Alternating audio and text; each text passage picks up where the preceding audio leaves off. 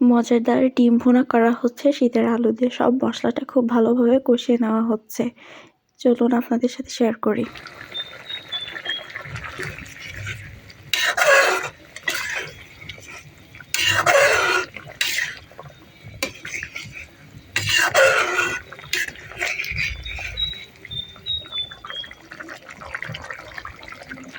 শীতের আলু দিয়ে যেকোনো কিছু রান্না করলেই অনেক বেশি মজাদার হয়।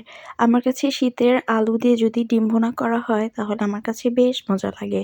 তো শীতের আলু দিয়ে ডিম ভুনা করার জন্য প্রথমেই কিন্তু ডিমগুলোকে সিদ্ধ করে এভাবে ভেজে নিতে হবে তেল দিয়ে।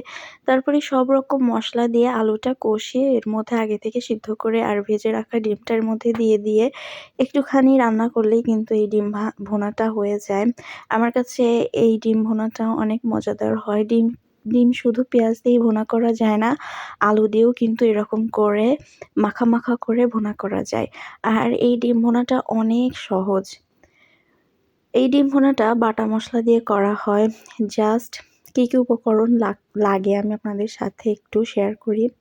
এই ডিম ভুনাটা করার জন্য প্রথমে কড়াইতে পরিমাণ মতো তেল দিয়ে দিতে হবে কাঁচামরিচ, আদা রসুনের পেস্ট, হলুদের গুঁড়া, মরিচের গুঁড়া, ধনিয়া গুঁড়া, পরিমাণ মতো জিরার পেস্ট দিয়ে সব মসলা খুব ভালো মতো কষিয়ে তারপরে সিদ্ধ করে রাখা শীতের আলুগুলোও খুব সুন্দর মতো মশলার সাথে কষিয়ে নিলেই কিন্তু হয়ে যায় এই ডিম আলু দিয়ে কষাটা। এই যে মশলার সাথে খুব সুন্দর মতো কিন্তু এই আলুটা কষিয়ে নিতে হবে।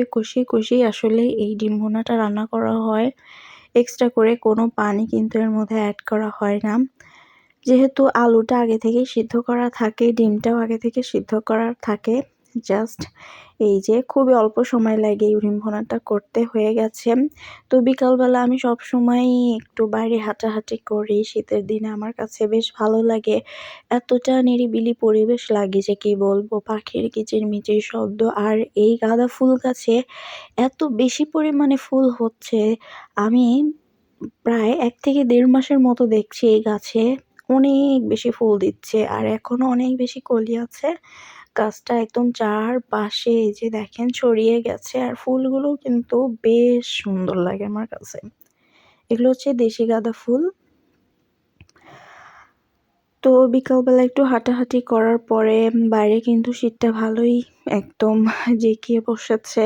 এইজন্য খুব বেশিক্ষণ থাকিনি। জাস্ট একটু হাঁটাহাঁটি করে আবার আমি আমার রুমে চলে গিয়েছিলাম। তো বেশ ভালো লাগছে। তো এই ছিল আজকের ছোট্ট একটা ব্লগ। সবাই ভালো থাকবেন, সুস্থ থাকবেন। আল্লাহ হাফেজ।